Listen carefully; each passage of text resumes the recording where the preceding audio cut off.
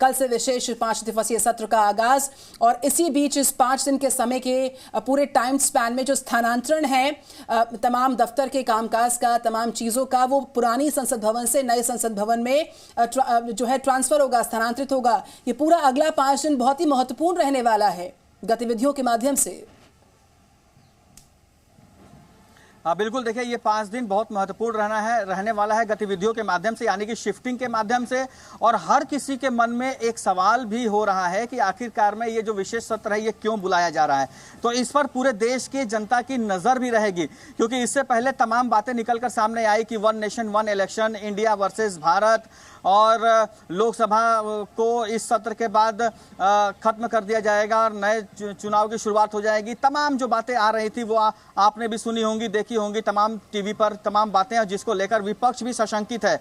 आपको बता दूं कि जो लिस्टेड आइटम है वो तो सरकार ने जारी कर दिया है, और वो लिस्टेड आइटम लेकर आज सामने सर्वदलीय बैठक के सामने पर सरकार बैठेगी भी, और उनसे अपेक्षा करेगी कि वो कल से अगले 5 दिन तक हंगामा न करें और जो भी मुद्दे हैं उस पर आराम से सार्वजनिक रूप से और संसद के अंदर देश को संबोधित करते हुए उस पर चर्चा करें। लेकिन क्योंकि विशेषाधिकार है केंद्र सरकार का, केंद्र सरकार अलग कोई कानून, अलग कोई आइटम, अलग कोई एजेंडा लेकर आ सकती है, और उसे लिस्टेड करने की जरूरत नहीं है, पहले से बताने की आवश्यकता नहीं है।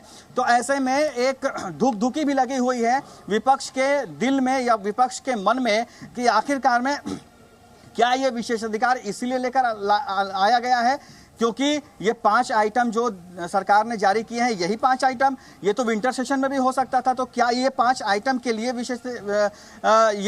विशेष सत्र बुलाया गया है? ऐसे में तमाम कंफ्यूजन है। हालांकि आज शाम को जो सर्वदलीय बैठक होगी उसमें इस कंफ्यूजन को दूर करने की सरकार कोशिश करेगी, लेकिन फिर भी मन में जो कंफ्यूजन है वो सत्र शुरू होने के बाद और जब लगातार सत्र की शुरुआत होगी, प्रक्रिया होगी, उसके बाद ही समझ में आएगा कि क्या होगा। हालांकि हंगामा तो होना तय है, लेकिन फिर भी इन हंगामों के बीच इस सत्र शुरुआत के एक दिन पहले आज जो तस्वीरें दिखाई दे रही हैं ये देश के लिए गौरव की बात है।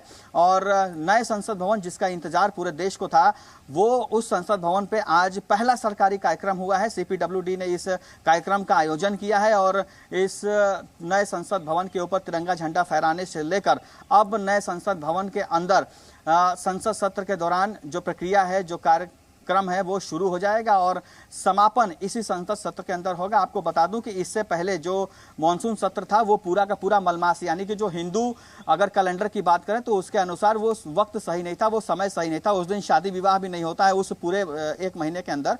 तो ऐसे में जो गणेश चतुर्थी है 19 तारीख को और 20 तारीख को, तो उसी दौरान पूरी की पूरी शिफ्टिंग कर लेने की सूचना सूत्रों के हवाले से आ रही है। और क्योंकि गणेश चतुर्थी का दिन काफ़ी अच्छा दिन है और उस दिन शिफ्टिंग करने का भी दिन है, तो ऐसे में हिंदू रीति रिवाज के अनुसार इस पूरे पार्लियामेंट के इनॉग्रेशन की जो प्रक्रिया है वो पूरी कर ली जाएगी और समापन हमें इसी में दिखाई देगा।